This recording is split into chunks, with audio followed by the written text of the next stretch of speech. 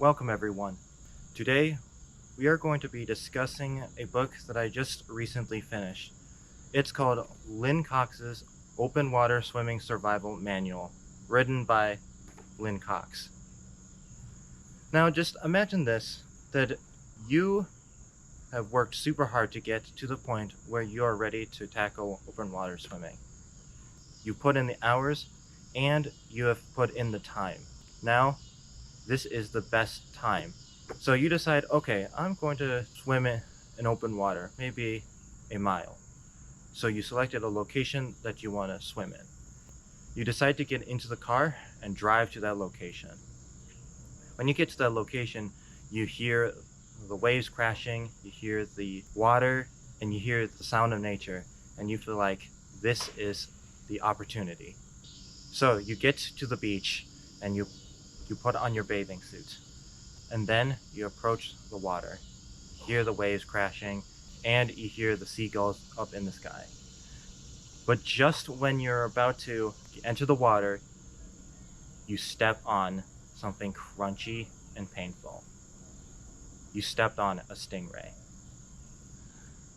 Now the question I'm going to pose to you is, could you have prevented that if you have known how to not step on a stingray?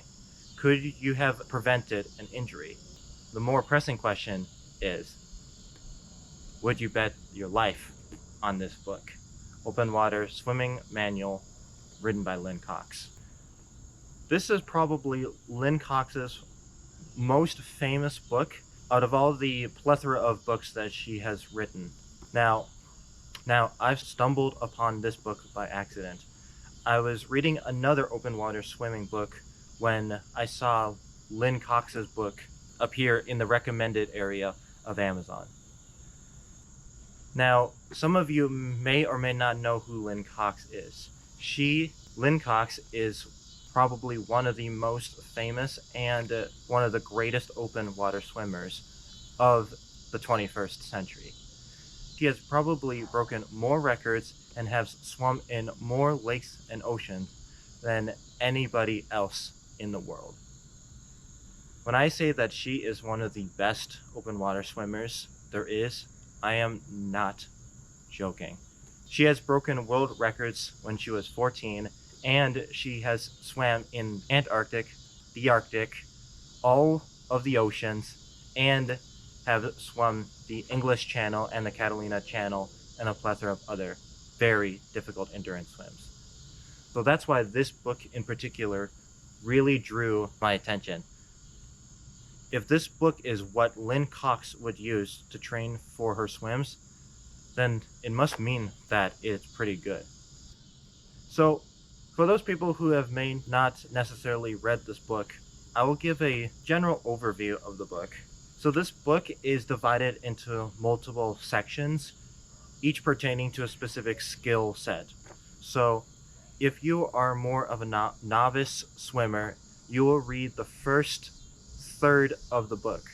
For more intermediate swims, you will read the second portion of the book, and then advanced swimmers, you read the third portion. Now, that's one thing that I would recommend, even for beginner swimmers, is to actually read through the whole book, even the advanced sections, because there are actually a lot of sections in this book that is really helpful for a new swimmer.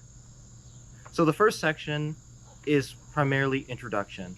She discusses about why open water swimming is the best and why she has gone into open water swimming. And she also kind of lays out the general premise of the book and how she has written the book.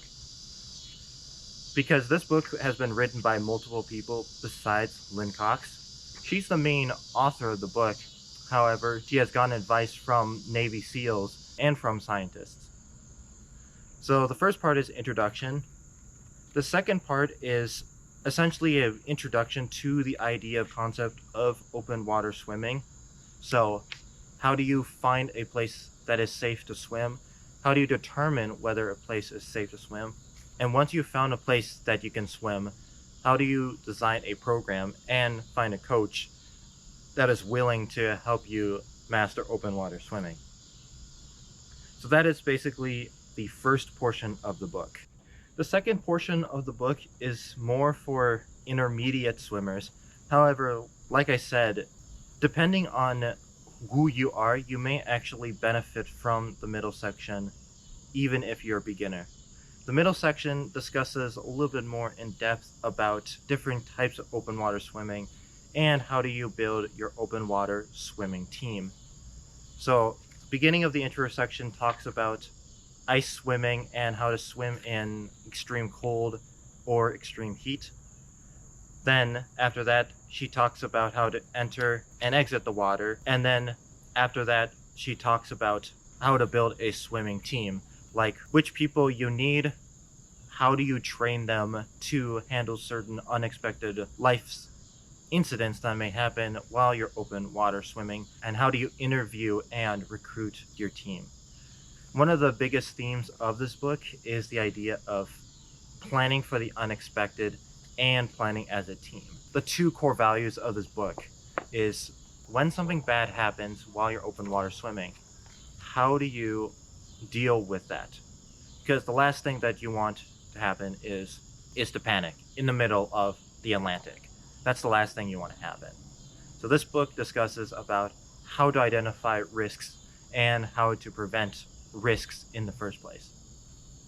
The second core value of this book is how do you work as a team? Because swimming is a team effort, especially in the open water swimming environment, that you cannot achieve a successful swim safely without a team, without a person who knows how to rescue you in case something happens. In order to coordinate that properly is a skill unto itself. And that's the second thing that this book really emphasizes. So the big question is, would you bet your life on this book? And the general answer is, I would bet probably 75 to 80% of my life on this book. And the reason why isn't necessarily because this book has a lot of awe-inspiring truths. So let me explain. When I got into swimming, and especially open water swimming, I didn't necessarily know much about how open water swimming works in general. I thought, well, you just hop into the water, you swim a little bit, and then you get out on the other end. There's so much more to open water swimming than that. And that's why this book is really good. This book exposes a lot of different concepts to you that you may not necessarily even consider. Like, how do you handle stingray? How do you handle getting stung by stingray? How do you handle when an oncoming wave comes to you and you have to put your hands out in order for you to not hit your head when the wave takes you? That is stuff that if you're not raised in a surfing background, you do not know. This book doesn't necessarily tell you all the specific details, but this book does tell you enough for you to get started.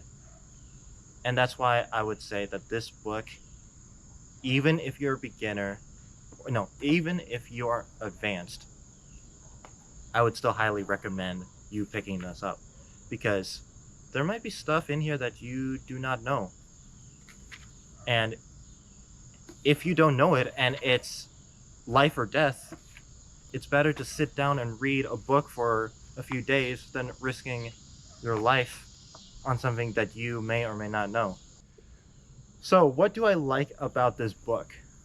So what I really like about this book, the number one, is that how breadth it is. Like I mentioned, this book doesn't have all the information you need to do a whole proper open water swim. But it does tell you enough to get you to other resources and for you to realize that open water swimming is a lot more complicated and more involved than one may expect if you want to have a serious, safe open water swim. I think one of the quotes that I really hold dearly is, "You do not know what you know." especially for someone who may be getting into open water swimming. There's a lot of stuff that you have to consider, and for a person who's new, you don't necessarily realize that you have to consider those things. And that's why having a more experienced swimmer teach you even the fundamentals, like you need to master front crawl before you do open water swimming. That is super valuable because the more senior swimmer has gone through life and has gone through a lot more serious and complicated swims than a beginner has. And this book is like Lynne Cox in your pocket. You can just whip it up and just have a general reminder of, okay, when a wave is incoming, stretch out your hand, or never have your back to the sea. Stuff like that.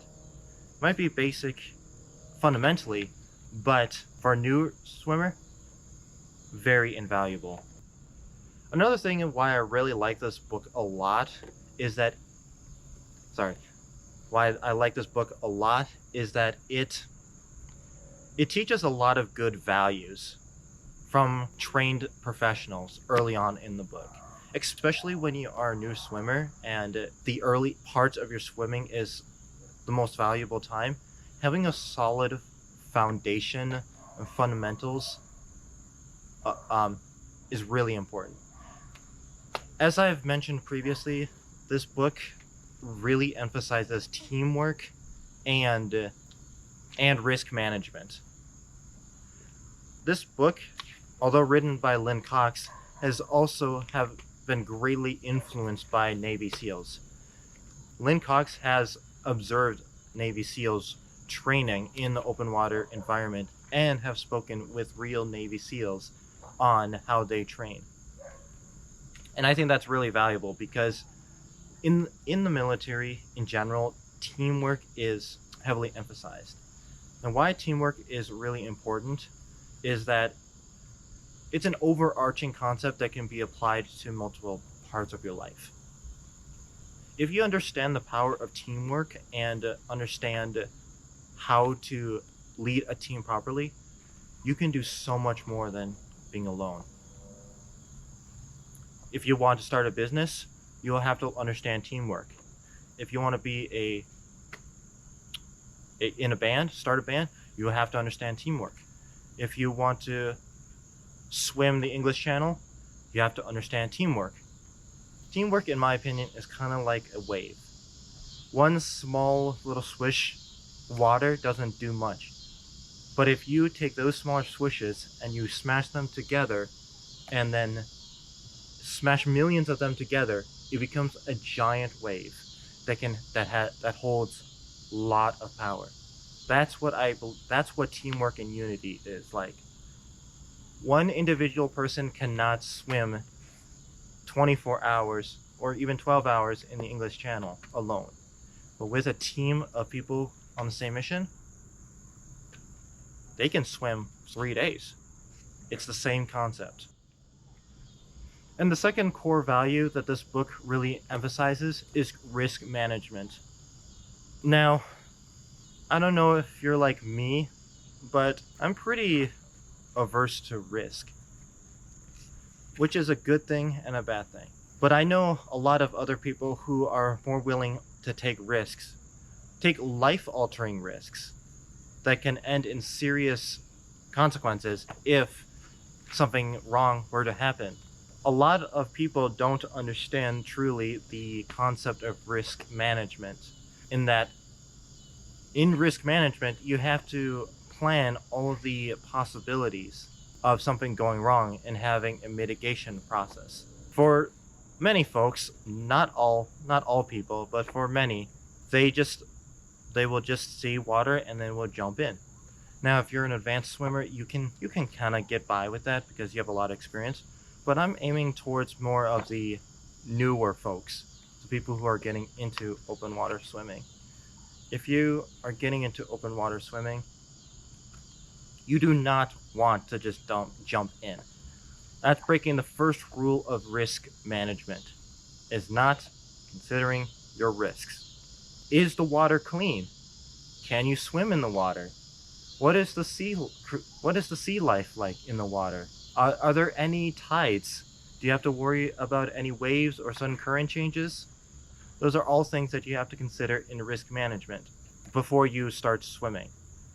This book really emphasizes knowing all of your information now versus learning it when it's, quote, too late. And also, the Navy SEALs uses risk management too.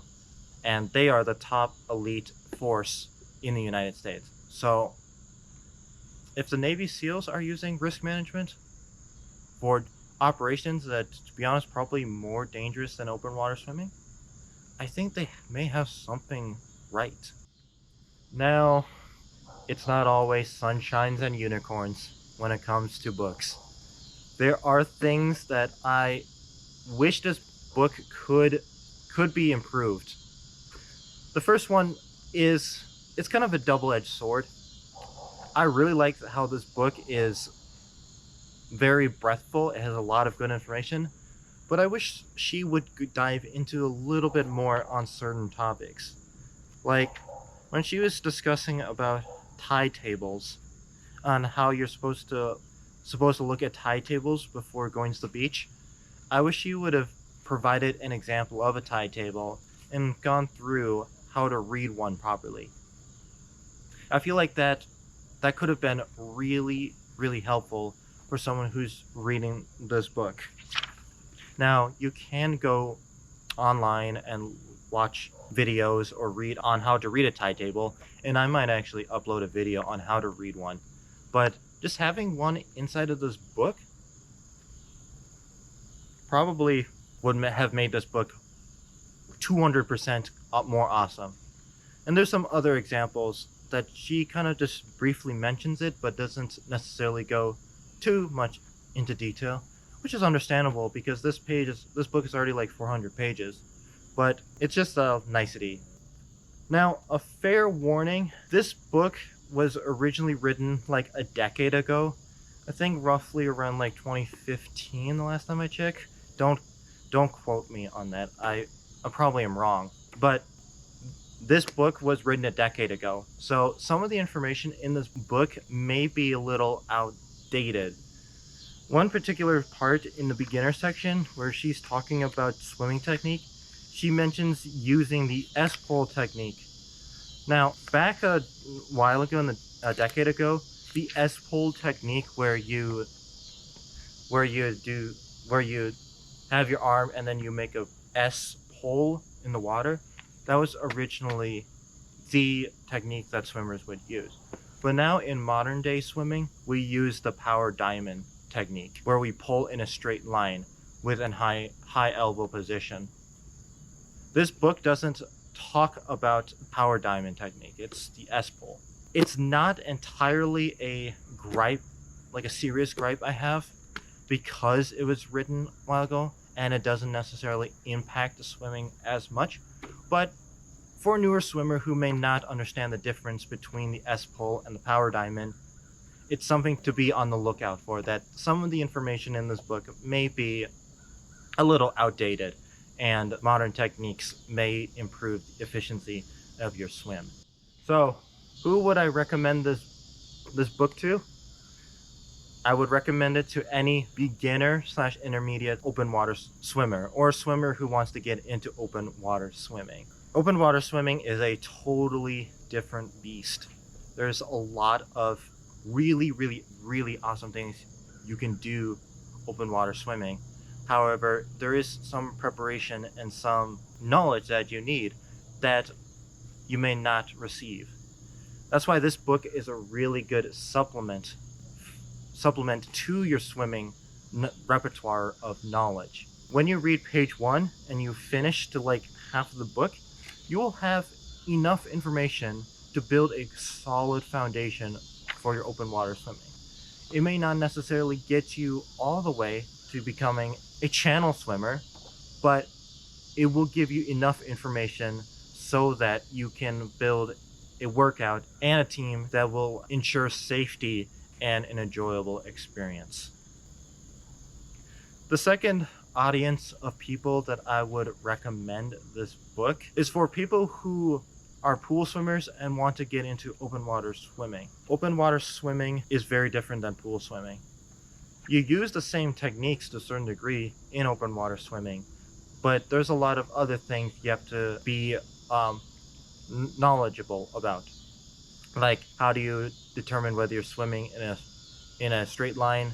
You don't have any lane lines while open water swimming, obviously. But some of those things you don't necessarily learn from a swim coach if you're just in the pool. So if you are an advanced swimmer and you want to get into open water swimming, this book is a really good start. It will not teach you how to swim. It will only teach you how to swim in the open water environment. It already assumes you know how to swim. It even says so in the first few pages that you need to have a solid foundation in swimming before you get started open water swimming. So, would I bet my life on this book? Would you bet your life on this book after I told you specifics about this book? The answer is yes, most likely. I will have to add a caveat that I wouldn't bet my entire life on this single book. You should not put all of your eggs in one basket, as they say. But for a beginner swimmer with zero experience in open water swimming, if you read this book, you will have enough knowledge to not get yourself into serious trouble. You will have enough knowledge to perform basic risk management and how to build a basic team. So, yes, I would bet my life on this book, because without it, I wouldn't even know that this book provided me the answer to bet or not on it. And that's the core idea, is you don't know what you know.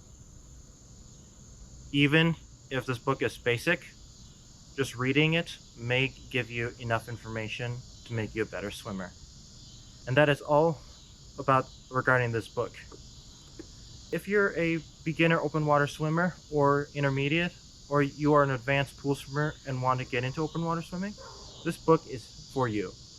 If you want more in-depth knowledge about a specific area of swimming, this book will not necessarily give you that. So with that in mind, I think this is a great book that most people should pick up if they want to get serious into open water swimming. With that, I am Brian Barnes, the ice developer. I'll see you next time.